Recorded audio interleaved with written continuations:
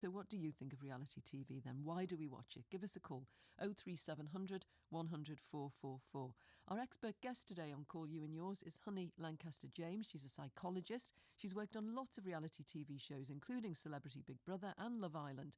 Her company, On Set Welfare, provides psychological care for people who work in film and television. Honey, welcome to Call You and Yours. Why do you think we like to watch reality TV? Well, I think I was just listening in there to those different perspectives, and there was a lot of sense being spoken. From a sort of psychological point of view, we watch different shows because something in it appeals to us. It connects with us either on on an intellectual level. We're interested in the topic that's being discussed, or we're interested in the people that we're watching. And I think one of the difficulties with this whole debate is that it's a very much a catch-all phrase to sort of talk about reality TV. Yes, how would you define it? Well, this is the problem, that there are lots of different formats that would come under that umbrella. You mentioned, I think, the Bake Off. Well, I looked for a definition and it said that, that it has to be real people. That covers everything, really. Placed under so unscripted and placed under some kind of stress with a confessional element. I suppose Bake Off's got all that. Yes, I mean, any show really that features members of the public doing something that's, either out of the ordinary or in an environment that's out of the ordinary. So if you take a group of individuals and you put them in a house or you put them in a villa and you watch what they do on an everyday basis, to me, that is what originally, I think, was intended by the definition of reality TV. Is there always an element of cruelty in it, no matter how slight that element is?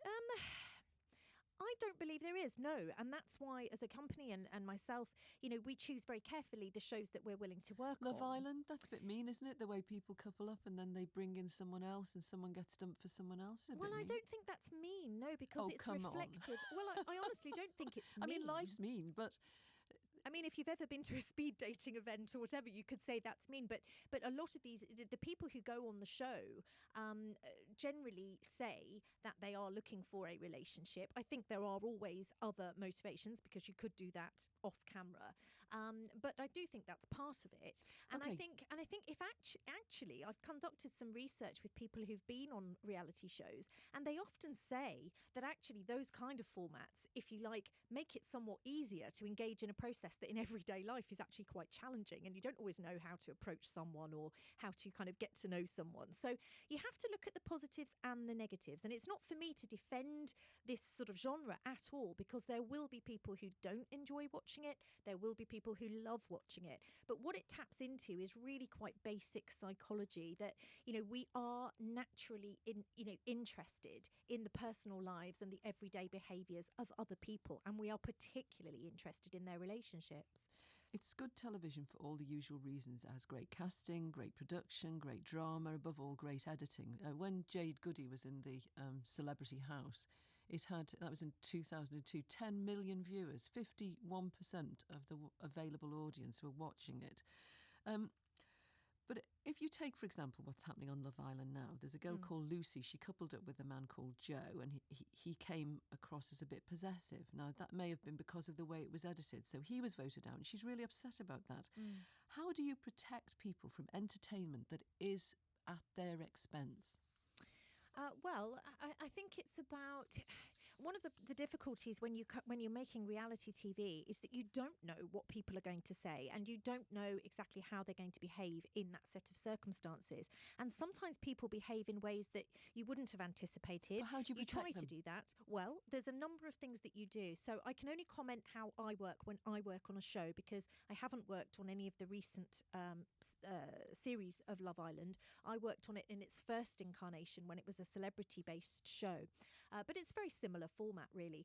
And certainly how we work as a company is we say, right, we'll look at the people who you're proposing to go on the show. The first thing we do is we conduct what we call a format review. We look at the planned format for the show and all the different stress points, twists and turns. And we also look at the likely impact after appearing on the show. And we're looking for anything that might cause stress, distress, any times when people could be vulnerable.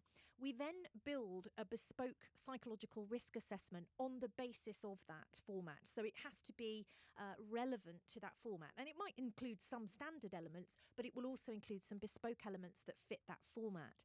And we then conduct that psychological risk assessment with anybody that the casting team are proposing or are potentially interested in. Now, the results of those will tell us whether somebody perhaps warrants further examination, perhaps a full clinical assessment, or perhaps if they report to us that they've got a particular mental or physical difficulty, we would then refer them to a specialist to conduct a further assessment. And that's when we start talking about fitness for inclusion, because we don't want to include anybody who, they haven't shown the necessary psychological resilience or capabilities, or ability to cope with the demands of the show. That said, there is a kind of misconception that anybody who's ever experienced mental health difficulties shouldn't be on a show. And I disagree with that. I think it's really important that we have diversity on our screens. And we also have to look at the potential for benefit. When you've got seemingly the most glamorous members of society on TV talking about their own insecurities, vulnerabilities, anxiety, that kind of thing, it actually helps people watching to know that they're not alone. Honey, thanks for the moment. That's Honey Lancaster-James. She is a reality TV psychologist. She's our expert guest today. I will come back to you. You can give us a call now if you'd like to take part in this discussion. We're talking about why we watch reality TV. Ring us 03700 100 444, or you can email you and yours at bbc.co.uk. You can text 84844. If you tweet, we're hashtag you and yours. And we've had an email just as Honey was talking. It's from another psychologist. She says, I watch Love Island because as a psychologist and counsellor, it's a reflection of real life relationships. It's all about manipulation, the games people play in real life. But she says that the Jeremy Kyle show, she doesn't think helped a lot of people, and no one... Oh, no, she does say, I'm sorry, Jeremy Kyle show helped a lot of people, and nobody ever talks about or considers that. Keep those messages coming. You're listening to Call You and Yours. It's our weekly phone-in here on BBC Radio 4. Today we're asking why we watch reality TV. Call us now, 03700 100 444. Have we got Dan Masaku? Is he on the line now? I was trying to go to him earlier. Hello, yes. Hello, Dan. You've been a participant in a reality show. That's right. I was on The Circle on Channel 4 last year. It aired from September to October. Tell us about The Circle. I suppose it was a first series, so it's never been done before, but it's been okay for a second series, and it's done well as a result of, I suppose, how it performed when we were on it last year. And the idea of that is that you communicate with others only online. Yeah, that's right. So the general concept is you never actually physically meet any of the other contestants, but you all live in the same apartment block. So you have your own individual apartment within that block, and you communicate via a social media platform. So you never actually meet each other, but you have, chats and whatnot and get to know each other over, so Dan, 3 weeks. The previous caller, Daisy, why did what she said about people congratulating people make you laugh? Because it's exactly what happened to me. And I remember voicing it on my social media that what exactly are you lot proud of?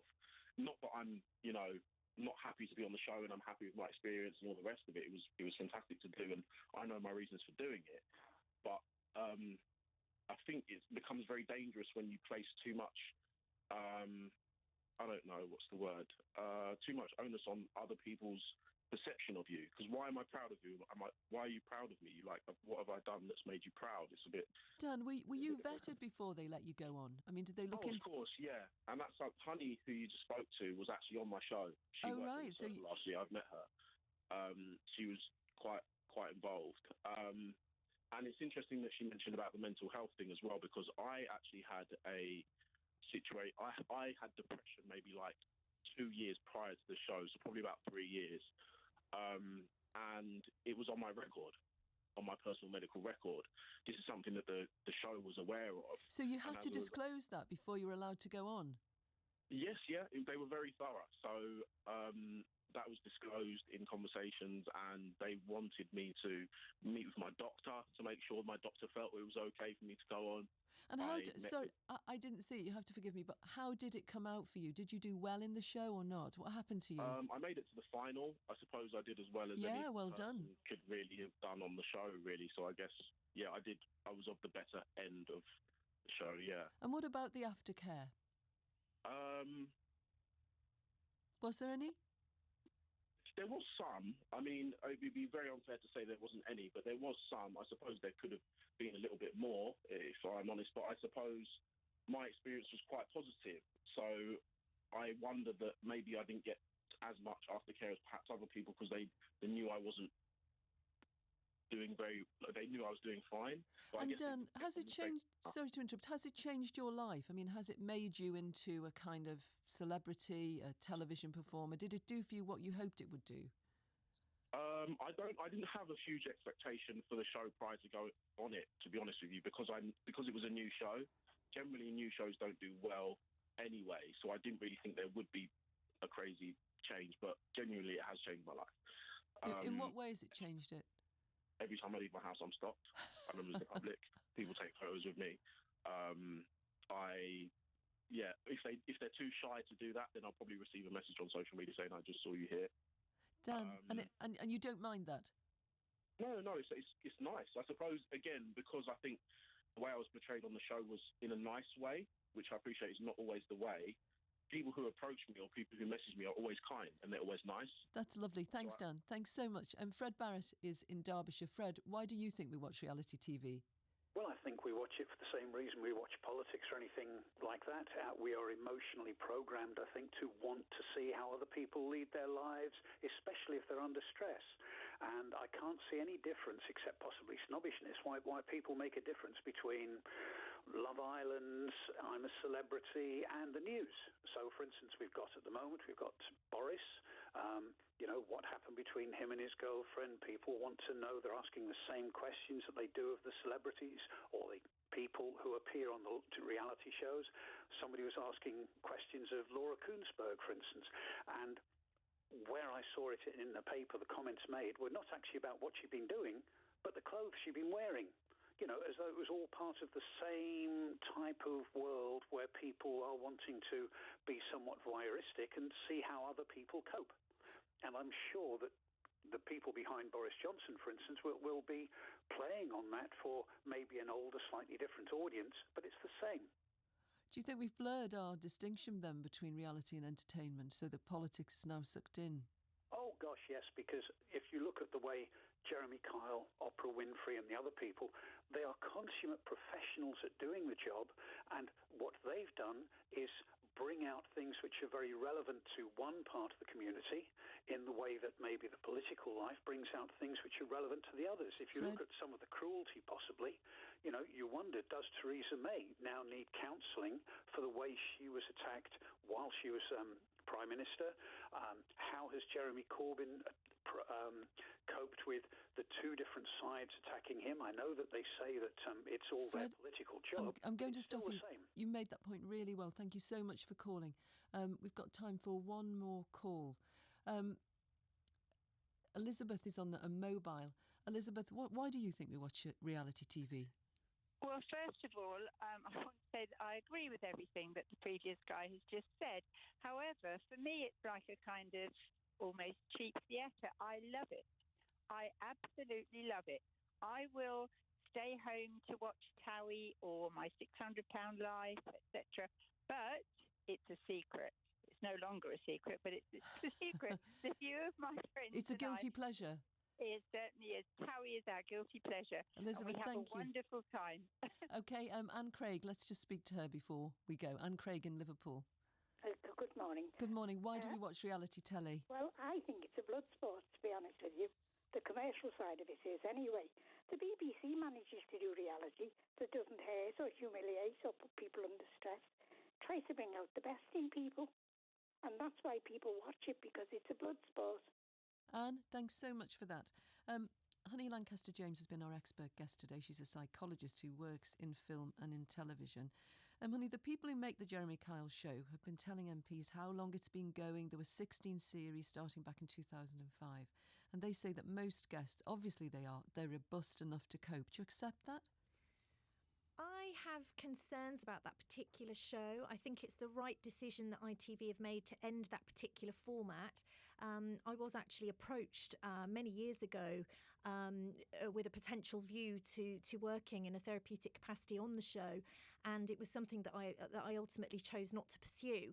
And this is one of the things I was saying earlier, that I think it's really important that we don't necessarily consider all shows that involve members of the public as the same thing.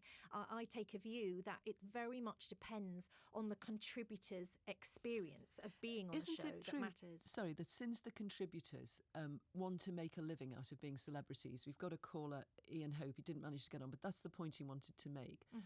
People make a living now out of being a celebrity, that the people who themselves appear may be afraid of showing vulnerability to people like you, and therefore they lose out on aftercare because they feel they need to appear robust. Oh, well, I think one of the changes that I've been trying to campaign to make, and I submitted some evidence to the Select Committee with a number of recommendations. And one of the recommendations that I made is that in future, for participants on a show, in the past, participants on a show would have to call their production team or previous producers to access aftercare, and they would usually be given it. But my view is that because people who've been on a show often see producers as holding the cards to more TV exposure, it's better if they can go to the psychological service provider direct. Thanks so that's so how much. we work now. Thanks so much for that. That's Honey Lancaster-James. She's been our expert guest today. Thanks everyone who got in touch. There'll be another phone in on a different